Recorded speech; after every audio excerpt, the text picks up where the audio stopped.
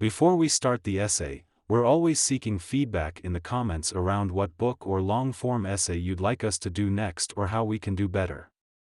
Now let's begin. The Techno-Optimist Manifesto, October 2023. You live in a deranged age, more deranged than usual, because despite great scientific and technological advances, man has not the faintest idea of who he is or what he is doing. Quote by Walker Percy. Our species is 300,000 years old. For the first 290,000 years, we were foragers, subsisting in a way that's still observable among the Bushmen of the Kalahari and the Sentinelese of the Andaman Islands. Even after Homo sapiens embraced agriculture, progress was painfully slow.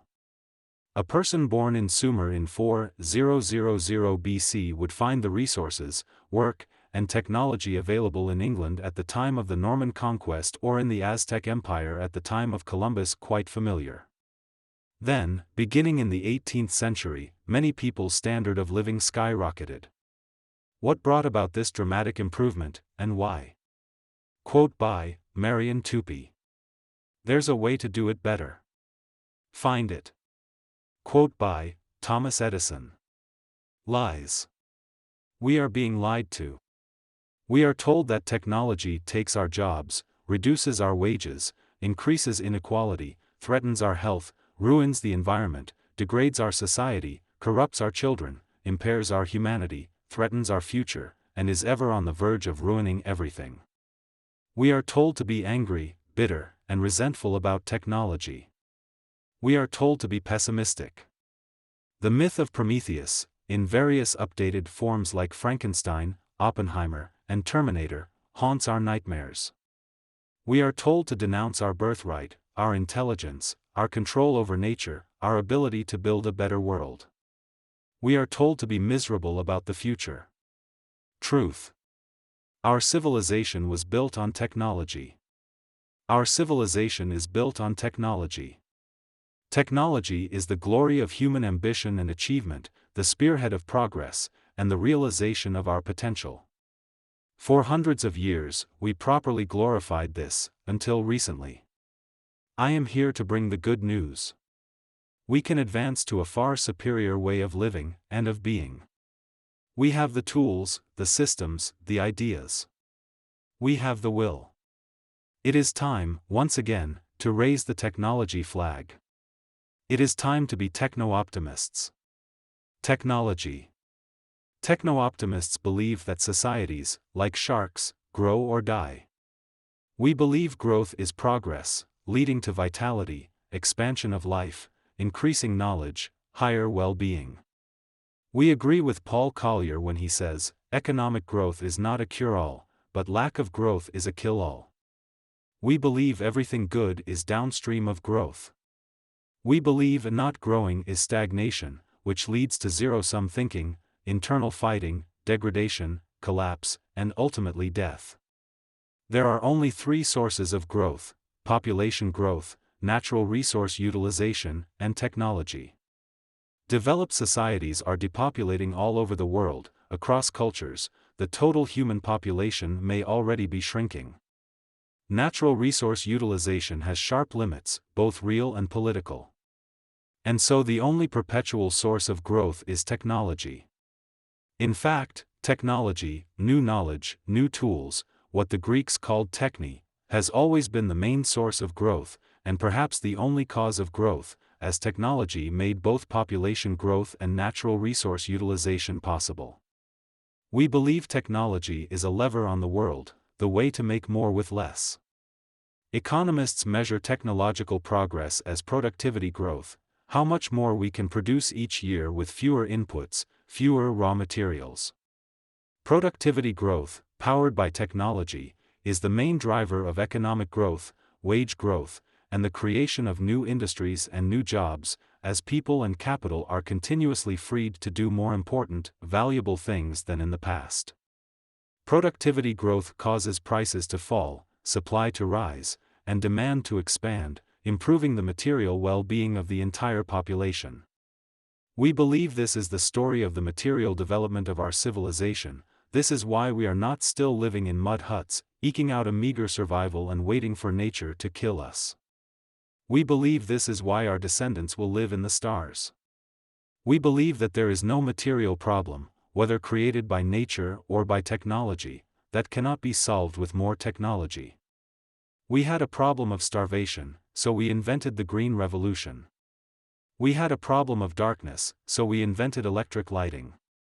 We had a problem of cold, so we invented indoor heating.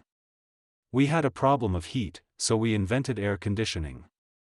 We had a problem of isolation, so we invented the internet. We had a problem of pandemics, so we invented vaccines. We have a problem of poverty, so we invent technology to create abundance. Give us a real-world problem, and we can invent technology that will solve it. Markets. We believe free markets are the most effective way to organize a technological economy. Willing buyer meets willing seller, a price is struck, both sides benefit from the exchange or it doesn't happen. Profits are the incentive for producing supply that fulfills demand. Prices encode information about supply and demand. Markets cause entrepreneurs to seek out high prices as a signal of opportunity to create new wealth by driving those prices down. We believe the market economy is a discovery machine, a form of intelligence, an exploratory, evolutionary, adaptive system. We believe Hayek's knowledge problem overwhelms any centralized economic system. All actual information is on the edges, in the hands of the people closest to the buyer. The center, abstracted away from both the buyer and the seller, knows nothing. Centralized planning is doomed to fail, the system of production and consumption is too complex. Decentralization harnesses complexity for the benefit of everyone, centralization will starve you to death. We believe in market discipline.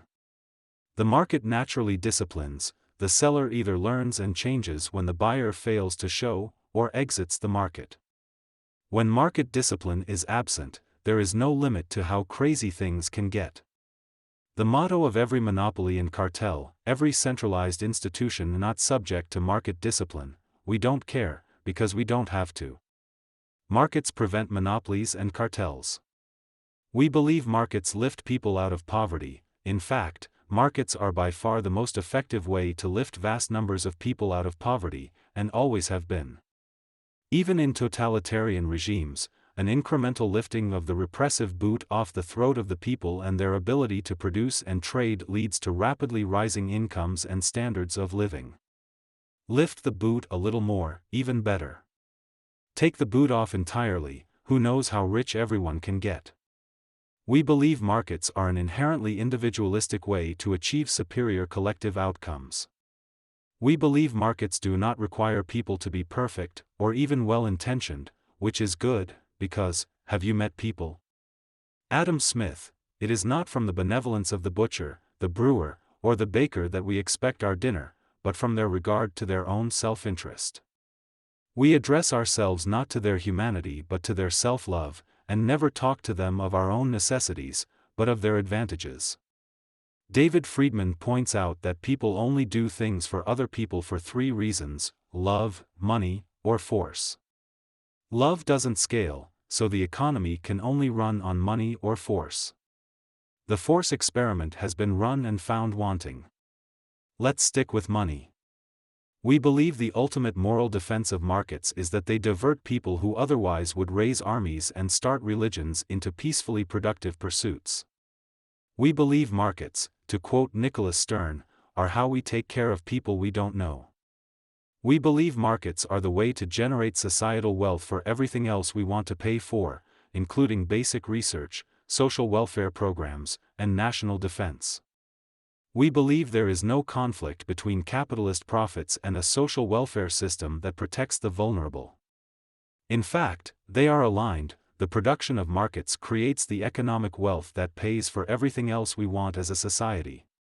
We believe central economic planning elevates the worst of us and drags everyone down. Markets exploit the best of us to benefit all of us. We believe central planning is a doom loop. Markets are an upward spiral. The economist William Nordhaus has shown that creators of technology are only able to capture about 2% of the economic value created by that technology. The other 98% flows through to society in the form of what economists call social surplus. Technological innovation in a market system is inherently philanthropic, by a 50-to-1 ratio. Who gets more value from a new technology, the single company that makes it, or the millions or billions of people who use it to improve their lives? QED. We believe in David Ricardo's concept of comparative advantage. As distinct from competitive advantage, comparative advantage holds that even someone who is best in the world at doing everything will buy most things from other people, due to opportunity cost. Comparative advantage in the context of a properly free market guarantees high employment regardless of the level of technology. We believe a market sets wages as a function of the marginal productivity of the worker. Therefore, technology, which raises productivity, drives wages up, not down. This is perhaps the most counterintuitive idea in all of economics, but it's true, and we have 300 years of history that prove it. We believe in Milton Friedman's observation that human wants and needs are infinite. We believe markets also increase societal well-being by generating work in which people can productively engage. We believe a universal basic income would turn people into zoo animals to be farmed by the state. Man was not meant to be farmed, man was meant to be useful, to be productive, to be proud. We believe technological change, far from reducing the need for human work, increases it, by broadening the scope of what humans can productively do. We believe that since human wants and needs are infinite, economic demand is infinite, and job growth can continue forever. We believe markets are generative, not exploitative, positive sum, not zero sum. Participants in markets build on one another's work and output. James Karst describes finite games and infinite games. Finite games have an end, when one person wins and another person loses. Infinite games never end, as players collaborate to discover what's possible in the game. Markets are the ultimate infinite game. The techno-capital machine. Combine technology in markets and you get what Nick Land has termed the techno-capital machine, the engine of perpetual material creation, growth, and abundance. We believe the techno-capital machine of markets and innovation never ends, but instead spirals continuously upward. Comparative advantage increases specialization and trade. Prices fall, freeing up purchasing power, creating demand. Falling prices benefit everyone who buys goods and services, which is to say everyone. Human wants and needs are endless, and entrepreneurs continuously create new goods and services to satisfy those wants and needs, deploying unlimited numbers of people and machines in the process. This upward spiral has been running for hundreds of years, despite continuous howling from communists and Luddites. Indeed, as of 2019, before the temporary COVID disruption, the result was the largest number of jobs at the highest wages and the highest levels of material living standards in the history of the planet. The techno-capital machine makes natural selection work for us in the realm of ideas. The best and most productive ideas win, and are combined and generate even better ideas. Those ideas materialize in the real world as technologically enabled goods and services that never would have emerged de novo. Ray Kurzweil defines his law of accelerating returns. Technological advances tend to feed on themselves, increasing the rate of further advance. We believe in accelerationism, the conscious and deliberate propulsion of technological development, to ensure the fulfillment of the law of accelerating returns. To ensure the techno-capital upward spiral continues forever. We believe the techno-capital machine is not anti-human, in fact, it may be the most pro-human thing there is. It serves us. The techno-capital machine works for us. All the machines work for us. We believe the cornerstone resources of the techno-capital upward spiral are intelligence and energy, ideas, and the power to make them real. Intelligence. We believe intelligence is the ultimate engine of progress. Intelligence makes everything better. Smart people and smart societies outperform less smart ones on virtually every metric we can measure. Intelligence is the birthright of humanity. We should expand it as fully and broadly as we possibly can. We believe intelligence is in an upward spiral, first, as more smart people around the world are recruited into the techno-capital machine, second, as people form symbiotic relationships with machines into new cybernetic systems such as companies and networks, third, as artificial intelligence ramps up the capabilities of our machines and ourselves. We believe we are poised for an intelligence takeoff that will expand our capabilities to unimagined heights. We believe artificial intelligence is our alchemy, our philosopher's stone. We are literally making sand think.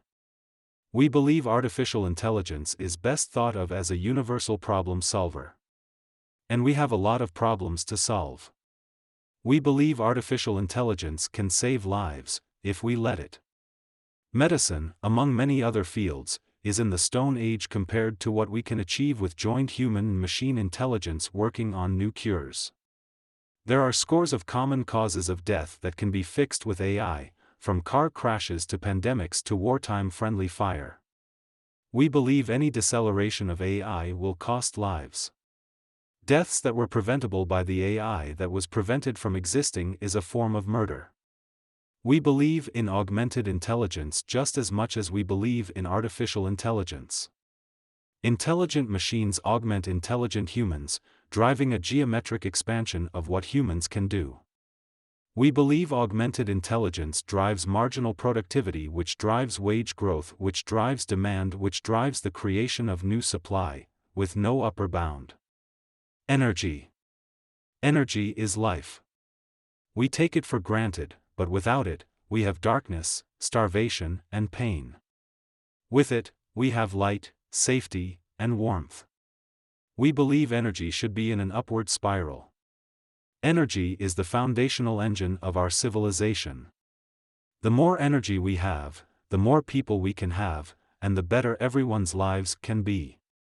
We should raise everyone to the energy consumption level we have, then increase our energy 1,000x, then raise everyone else's energy 1,000x as well. The current gap in per capita energy use between the smaller developed world and larger developing world is enormous. That gap will close, either by massively expanding energy production, making everyone better off, or by massively reducing energy production, making everyone worse off. We believe energy need not expand to the detriment of the natural environment. We have the silver bullet for virtually unlimited zero-emissions energy today, nuclear fission. In 1973, President Richard Nixon called for Project Independence, the construction of 1,000 nuclear power plants by the year 2000, to achieve complete U.S. energy independence. Nixon was right, we didn't build the plants then, but we can now, anytime we decide we want to. Atomic Energy Commissioner Thomas Murray said in 1953, "For years the splitting atom, packaged in weapons, has been our main shield against the barbarians. Now, in addition, it is a God-given instrument to do the constructive work of mankind." Murray was right too.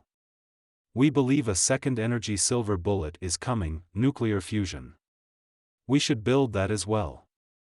The same bad ideas that effectively outlawed fission are going to try to outlaw fusion. We should not let them. We believe there is no inherent conflict between the techno-capital machine and the natural environment.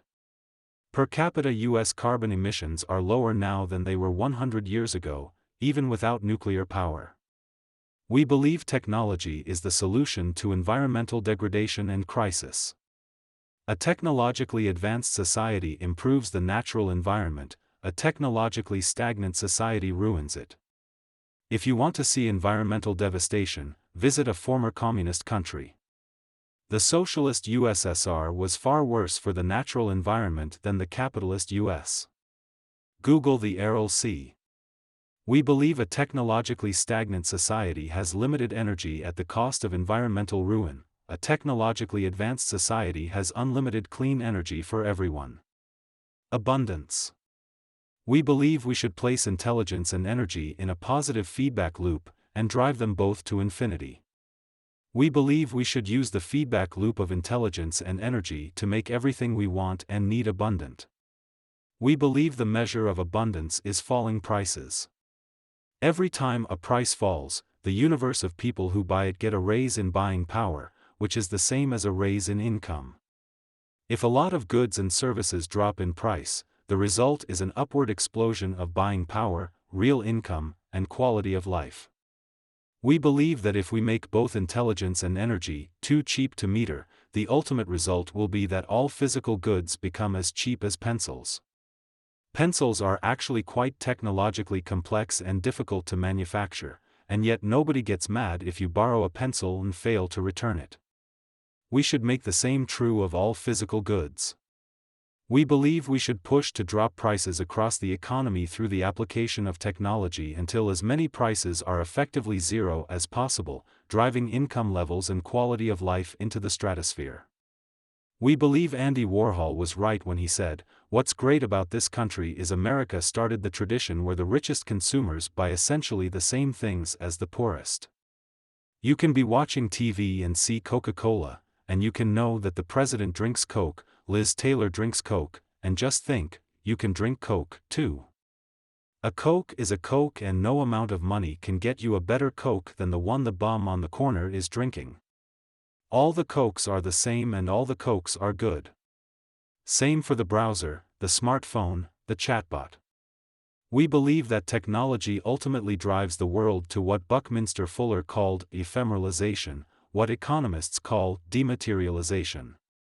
Fuller: technology lets you do more and more with less and less until eventually you can do everything with nothing. We believe technological progress therefore leads to material abundance for everyone. We believe the ultimate payoff from technological abundance can be a massive expansion in what Julian Simon called the ultimate resource, people. We believe, as Simon did, that people are the ultimate resource. With more people come more creativity, more new ideas, and more technological progress. We believe material abundance therefore ultimately means more people, a lot more people, which in turn leads to more abundance. We believe our planet is dramatically underpopulated, compared to the population we could have with abundant intelligence, energy, and material goods.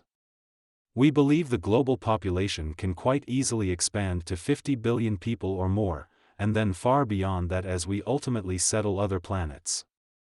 We believe that out of all of these people will come scientists, technologists, artists, and visionaries beyond our wildest dreams. We believe the ultimate mission of technology is to advance life both on Earth and in the stars. Not utopia, but close enough. However, we are not utopians. We are adherents to what Thomas Sowell calls the constrained vision. We believe the constrained vision, contra the unconstrained vision of utopia, communism, and expertise, means taking people as they are, testing ideas empirically, and liberating people to make their own choices. We believe in not utopia, but also not apocalypse. We believe change only happens on the margin, but a lot of change across a very large margin can lead to big outcomes. While not utopian, we believe in what Brad DeLong terms slouching toward utopia, doing the best fallen humanity can do, making things better as we go. Becoming technological supermen. We believe that advancing technology is one of the most virtuous things that we can do. We believe in deliberately and systematically transforming ourselves into the kind of people who can advance technology. We believe this certainly means technical education, but it also means going hands-on, gaining practical skills, working within and leading teams, aspiring to build something greater than oneself, aspiring to work with others to build something greater as a group. We believe the natural human drive to make things, to gain territory, to explore the unknown can be channeled productively into building technology. We believe that while the physical frontier, at least here on Earth, is closed, the technological frontier is wide open. We believe in exploring and claiming the technological frontier. We believe in the romance of technology, of industry. The eros of the train, the car, the electric light, the skyscraper. And the microchip, the neural network, the rocket, the split atom. We believe in adventure. Undertaking the hero's journey, rebelling against the status quo, mapping uncharted territory, conquering dragons, and bringing home the spoils for our community. To paraphrase a manifesto of a different time and place, beauty exists only in struggle. There is no masterpiece that has not an aggressive character. Technology must be a violent assault on the forces of the unknown, to force them to bow before man. We believe that we are, have been, and will always be the masters of technology, not mastered by technology. Victim mentality is a curse in every domain of life, including in our relationship with technology, both unnecessary and self-defeating. We are not victims, we are conquerors. We believe in nature, but we also believe in overcoming nature. We are not primitives, cowering in fear of the lightning bolt. We are the apex predator, the lightning works for us. We believe in greatness. We admire the great technologists and industrialists who came before us, and we aspire to make them proud of us today. And we believe in humanity, individually and collectively. Technological values. We believe in ambition, aggression, persistence, relentlessness, strength. We believe in merit and achievement. We believe in bravery, in courage. We believe in pride, confidence, and self-respect, when earned. We believe in free thought, free speech, and free inquiry.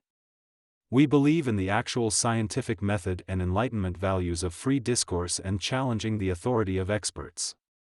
We believe, as Richard Feynman said, science is the belief in the ignorance of experts. And, I would rather have questions that can't be answered than answers that can't be questioned. We believe in local knowledge, the people with actual information making decisions, not in playing God. We believe in embracing variance, in increasing interestingness. We believe in risk, in leaps into the unknown. We believe in agency, in individualism. We believe in radical competence. We believe in an absolute rejection of resentment. As Carrie Fisher said, resentment is like drinking poison and waiting for the other person to die. We take responsibility and we overcome. We believe in competition, because we believe in evolution. We believe in evolution, because we believe in life. We believe in the truth. We believe rich is better than poor, cheap is better than expensive, and abundant is better than scarce. We believe in making everyone rich, everything cheap, and everything abundant. We believe extrinsic motivations, wealth, fame, revenge, are fine as far as they go. But we believe intrinsic motivations, the satisfaction of building something new, the camaraderie of being on a team, the achievement of becoming a better version of oneself, are more fulfilling and more lasting. We believe in what the Greeks called eudaimonia through arete, flourishing through excellence. We believe technology is universalist. Technology doesn't care about your ethnicity, race, religion, national origin, gender, sexuality, political views, height, weight, hair or lack thereof. Technology is built by a virtual United Nations of talent from all over the world. Anyone with a positive attitude and a cheap laptop can contribute. Technology is the ultimate open society. We believe in the Silicon Valley code of pay it forward, trust via aligned incentives, generosity of spirit to help one another learn and grow. We believe America and her allies should be strong and not weak. We believe national strength of liberal democracies flows from economic strength, financial power, cultural strength, soft power, and military strength, hard power. Economic, cultural, and military strength flow from technological strength. A technologically strong America is a force for good in a dangerous world. Technologically strong liberal democracies safeguard liberty and peace. Technologically weak liberal democracies lose to their autocratic rivals, making everyone worse off. We believe technology makes greatness more possible and more likely. We believe in fulfilling our potential, becoming fully human, for ourselves, our communities, and our society. The meaning of life. Techno-optimism is a material philosophy, not a political philosophy. We are not necessarily left-wing, although some of us are. We are not necessarily right-wing, although some of us are.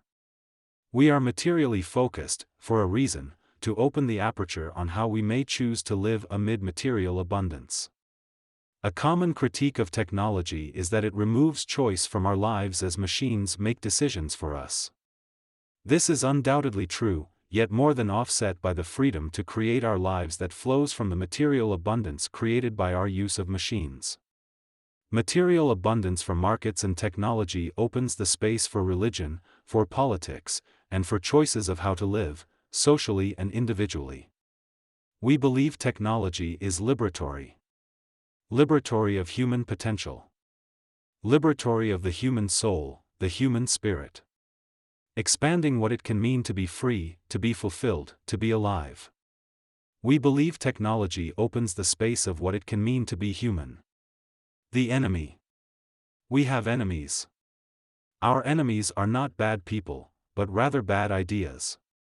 Our present society has been subjected to a mass demoralization campaign for 6 decades, against technology and against life, under varying names like existential risk, sustainability, ESG, sustainable development goals, social responsibility, stakeholder capitalism, precautionary principle, trust and safety, tech ethics, risk management, degrowth, the limits of growth. This demoralization campaign is based on bad ideas of the past, zombie ideas, many derived from communism, disastrous then and now, that have refused to die. Our enemy is stagnation. Our enemy is anti-merit, anti-ambition, anti-striving, anti-achievement, anti-greatness. Our enemy is statism, authoritarianism, collectivism, central planning, socialism. Our enemy is bureaucracy, vetocracy, gerontocracy, blind deference to tradition. Our enemy is corruption, regulatory capture, monopolies, cartels. Our enemy is institutions that in their youth were vital and energetic and truth-seeking, but are now compromised and corroded and collapsing, blocking progress in increasingly desperate bids for continued relevance, frantically trying to justify their ongoing funding despite spiraling dysfunction and escalating ineptness. Our enemy is the ivory tower, the know-it-all, credentialed expert worldview, indulging in abstract theories, luxury beliefs, social engineering, disconnected from the real world, delusional, unelected, and unaccountable, playing God with everyone else's lives, with total insulation from the consequences.